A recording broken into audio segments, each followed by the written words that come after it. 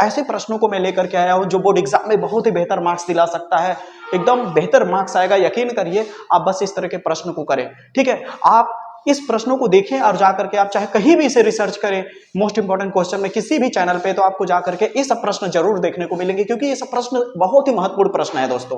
क्योंकि यह प्रश्न ज्यादातर या तो बोर्ड एग्जाम में पूछे जा रहे हैं या तो पूछे जाएंगे। समझ आ रही है मेरी बातें? इसलिए इस वीडियो को पूरा देखें, अंत तक देखें। अगर आपकी तैयारी किसी कारणवश बेहतर नहीं हो पा रही होगी तो आज से लग जाइए काम पे, और मेरे वीडियोस को, जितने भी इस तरह के मोस्ट इंपॉर्टेंट क्वेश्चन बना रहा हूं मैं, उन सारे वीडियोस को देखें और बेहतर मार्क्स लाएंगे, आप मेरा यकीन करिए। आइए स्टार्ट करते हैं। देख सकते हैं प्रश्न दिया हुआ है, ऋतु धारा के कक्षा 10 मोस्ट इंपॉर्टेंट क्वेश्चन का मैं बहुत सारे प्रश्न बना रहा हूं, उसे जरूर देखिए, ठीक है। तो ऋतु धारा के अनुकूल 2 घंटे में 20 किलोमीटर तैरती है। अरे बाप रे बाप, 2 घंटे में कितना? 20 किलोमीटर तैर रही है। लेकिन जब वो प्रतिकूल तैरना शुरू करती है तो 2 घंटे में 4 किलोमीटर तैर पाती है। यानी 2 घंटे में जब अनुकूल तैरी तो 20 किलोमीटर, और जब 2 घंटे में प्रतिकूल तैरी तो 4 किलोमीटर। अरे भाई, ये क्या है? अनुकूल और प्रतिकूल का है, हम समझाते हैं। अनुकूल का मतलब होता है कि जिस तरफ वो पनिया बह रहा था ना, उसी तरफ वो तैर रही थी। जिधर पनिया बह रहा था उधर तैर रही थी, उसको बोलते हैं अनुकूल। और जिधर पानी बह रहा है उसके उल्टा डायरेक्शन में तैरने लगी, पानी इधर बह रहा है लेकिन इधर तैरने लगी, तो इसका मतलब क्या हो गया? प्रतिकूल। जब एक ही डायरेक्शन में तैरेगी, जिधर पानी बह रहा, अच्छा सोचिए, दिमाग लगाइए, आप लोग सोचिए, अब प्रश्न को छोड़ दीजिए, बस आप अपने सेंस ऑफ ह्यूमर से सोचिए, दिमाग लगाइए कि क्या कहते हैं, अगर पानी जिधर बह रहा है, पानी की बहाव की दिशा में ही अगर वो तैरेगी तो स्पीड अपने आप उसकी ज्यादा बढ़ जाएगी कि नहीं? बढ़ेगी ना दोस्त? बिल्कुल सही। क्यों बढ़ेगी? क्यों बढ़ेगी? क्योंकि जो तैर रही थी उसकी खुद की स्पीड और पानी की स्पीड दोनों क्या हो जाएगा? जुड़ जाएगा। समझ आ रही बात? दोनों की स्पीड क्या हो जाएगी दोस्त? जुड़ जाएगा। और जब प्रतिकूल तैरेगी तो उसकी स्पीड और पानी की स्पीड अलग अलग हो गई। ये इधर तैर रही है, उधर पानी, तो अगर पानी उधर बह रहा है और इधर तैर रही है तो क्या होगा? पानी की स्पीड इसकी स्पीड से क्या हो जाएगी? घट जाएगी। प्रतिकूल का मतलब यही होता है, डिफरेंट डिफरेंट डायरेक्शन में, पानी इधर बह रहा है तो तैरे इधर। तो यहाँ सवाल क्या पूछा जा रहा है, ये सवाल पे आते हैं। इतनी बात आपको समझ में आ गई होगी, अनुकूल का मतलब क्या होता है, प्रतिकूल का मतलब क्या होता है। देखो भाई लोग, ध्यान से समझना, वीडियो पूरा देखना, यकीन करो बेहतर समझ में आएगा, ये मेरी गारंटी है, ठीक है। तो देखो, ध्यान दीजिएगा दोस्त, ऋतु धारा के अनुकूल तैरती है तो इतना तैर पाती है, जब प्रतिकूल तैरती है तो इतना तैर पाती है। तो बताइए वो कितनी स्पीड से तैर रही थी, और ये भी बताइए कि जो पनिया बह रहा था उसकी रफ्तार कितनी थी बहने की, यानी उसकी स्पीड कितनी थी बहने की। स्पीड यानी चाल, ठीक है। ठीक रखना अपना हाल।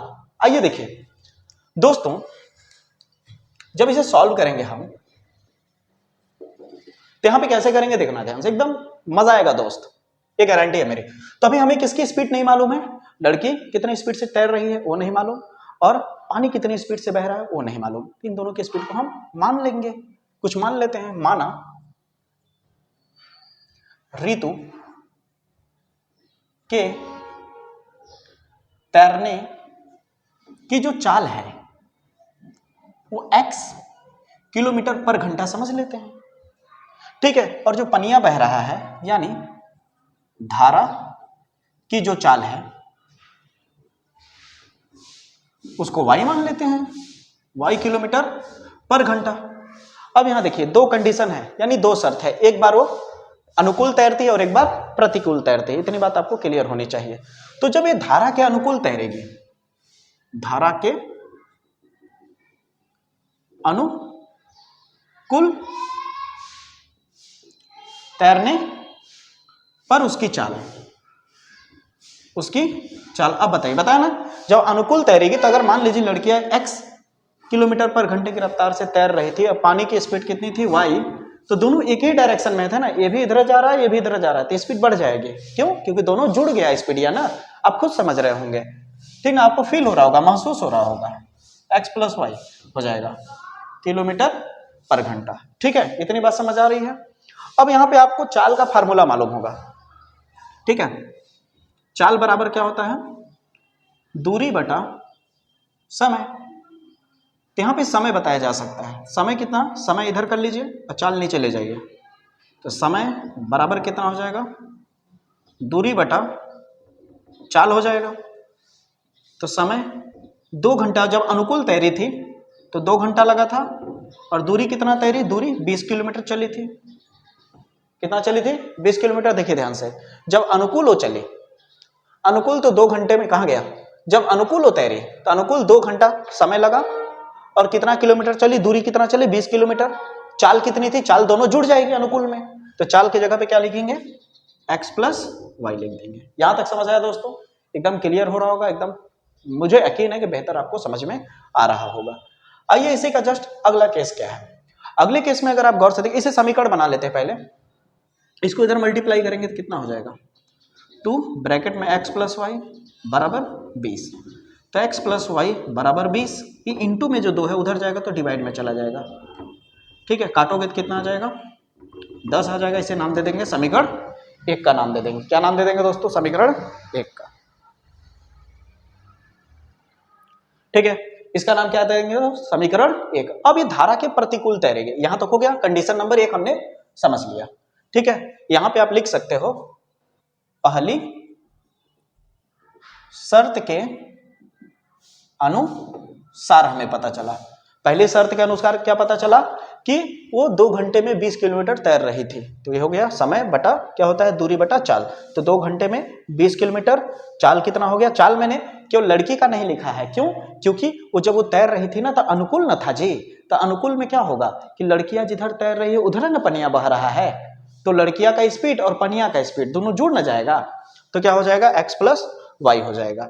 ठीक है, यहां तक समझ में आ गया होगा। तो x प्लस वाई बराबर 10 हो गया, ये समीकरण 1 हो गया। आइए इसी तरह दूसरी शर्त के अनुसार, दूसरी शर्त के अनुसार ये क्या कह रहा है, अनुसार। अब समय का फार्मूला तो देख ही लिया, समय बराबर क्या होगा, अब डायरेक्ट कर रहा हूं। देखिए, चाहे तो आप यहां पे लिख सकते हैं धारा के प्रतिकूल, यहां पे लिख सकते हैं धारा के प्रतिकूल तैरने पर उसकी चाल है, उसकी चाल।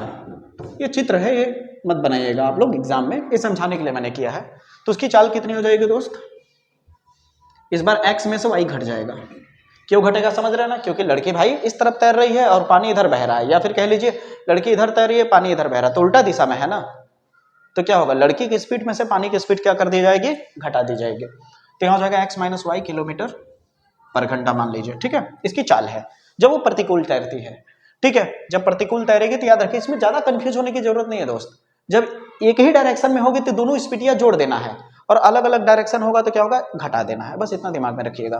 ठीक है, अब समय का फार्मूला मैंने बताया ना, समय इज इक्वल टू क्या है, दूरी बटा चाल। तो समय कितना है, यहां भी उतना ही है 2 घंटा, लेकिन इस बार 2 घंटे में कितना दूर चली है, केवल 4 किलोमीटर। तो दूरी की जगह क्या लिख देंगे, 4। चाल की जगह पे कितना हो जाएगा, इस बार x माइनस वाई हो जाएगा दोस्त। इसको इधर ले आएंगे, पक्षांतर करेंगे तो इधर आएगा, इसको इधर ले आएंगे तो क्या हो जाएगा, नीचे है ना, बटे के नीचे आएगा तो ऊपर में मल्टीप्लाई हो जाएगा। तो 2 ब्रैकेट में क्या हो जाएगा, x माइनस वाई बराबर 4। अब ये 2 इंटू में उधर जाएगा तो कहाँ चला जाएगा, बटे के नीचे, तो 4 के नीचे चला जाएगा।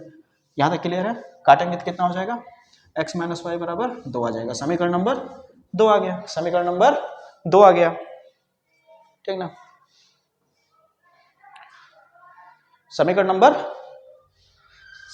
2 आ गया। यहां तक उम्मीद करता हूं समझ में आ गया होगा। अब समीकरण 1 और समीकरण 2 को हल कर देंगे तो x और y का वैल्यू पता चल जाएगा। तो x का जो वैल्यू आएगा वो लड़की के तैरने की स्पीड हो जाएगी, और y का जो वैल्यू आएगा वो पानी के बहने की स्पीड हो जाएगी। सवाल खत्म हो गया। बताइए कहां पे कठिन है सवाल, बड़ा इजी सा सवाल था। ठीक है, तो अब समीकरण 1 समीकरण 2 बन चुका है। आइए इसे मिटा देते हैं थोड़ा सा। तो दोस्तों अब हम समीकरण 1 समीकरण 2 से क्या करेंगे, x और y का वैल्यू निकालेंगे। चाहे आप प्रतिस्थापन विधि से निकाल लीजिए x और y का वैल्यू, चाहे विलोपन विधि से निकाल लीजिए। ये दोनों विधि मैंने समझा रखा है, मेरा वीडियो एक डिटेल में इसके ऊपर मैंने बताया है। अगर आपको डाउट होता है इस तरह की विलोपन विधि से हल करना समीकरण को या प्रतिस्थापन विधि से, तो जाकर वीडियो जरूर देखिएगा।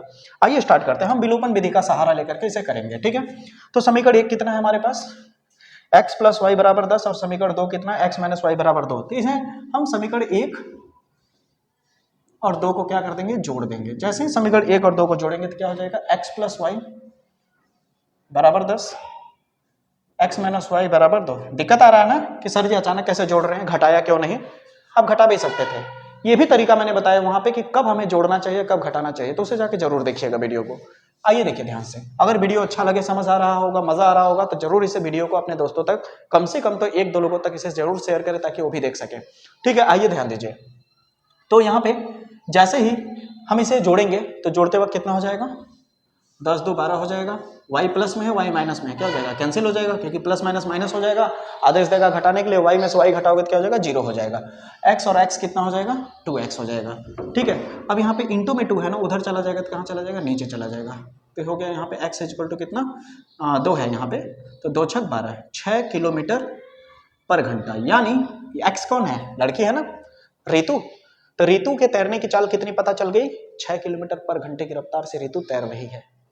बाप रे बाप, बहुत खतरनाक। आइए अब यहां पर, अब 6 किलोमीटर हो गया, अब हम निकालेंगे तैरने की। अब x निकल गया, तो इसी x का वैल्यू चाहे तो समीकरण 1 में रख लीजिए, तो समीकरण 2 में रख लेंगे तो y का वैल्यू आ जाएगा। आइए तो लिखते हैं x का मान समीकरण 1 में रखने पर, समीकरण 1 कहां है, समीकरण 1 कहां है रे भाई, यहां है, x प्लस वाई बराबर 10। ठीक ना, तो x के जगह पे कितना है, 6, तो x नहीं लिखेंगे, x के जगह पे कितना लिख देंगे, 6।